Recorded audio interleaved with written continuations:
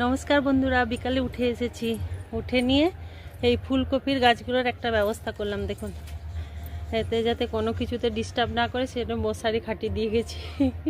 এখন ঠাকুরই ভরসা, যদি আমার এই ফুলকপির গাছগুলো না খায়। দেখুন প্রত্যেকটাতে কি সুন্দর ফুলকপি হয়ে আছে। এবার যদি খেয়ে নেয় আর কিচ্ছু করার নেই।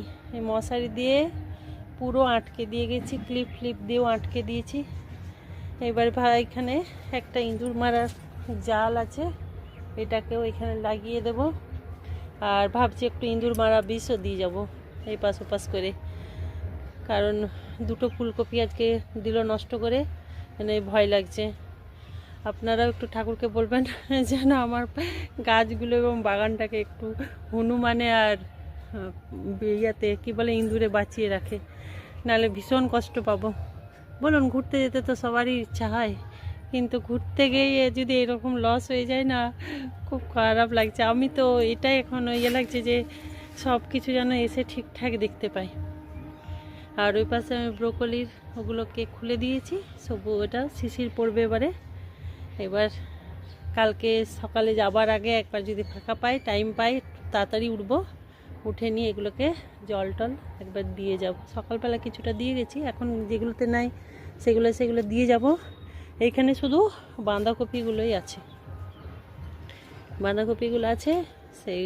আর যেগুলো ফুলকপি নতুন চারা, যেগুলো এখনও বিয়ে হয়নি, সেগুলোকেই বাইরে রাখলাম। আর বাদ বাকি তো সব, এটা বুদ্ধিটা আমার হাজব্যান্ড এই বুদ্ধিটা করে রেখে দিল, বললো দেখো এটাতে তোমার ঠিক থাকবে, দেখা যাক হাজব্যান্ডের বুদ্ধির উপরে। আর এছাড়া তার কোনো উপায় নেই, এই ছাড়া আমার কোনো উপায় নেই। মানে ভীষণ লাগছে।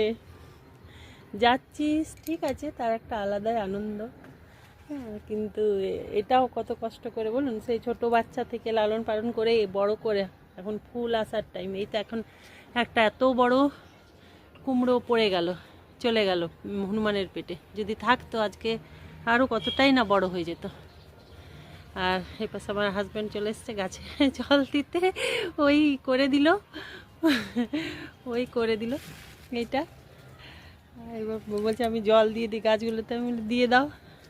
তাহলে আমিও কিছু কাজ আছে করে নিই। আর এই গাছটা দেখুন কত আবার নতুন করে ফুল চলে এসছে।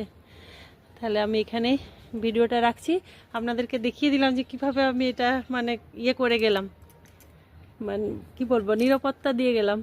এবারে ভগবানের ভরসা কেমন থাকে। হ্যাঁ, তাহলে রাখছি, এসে দেখা যাবে কেমন থাকে।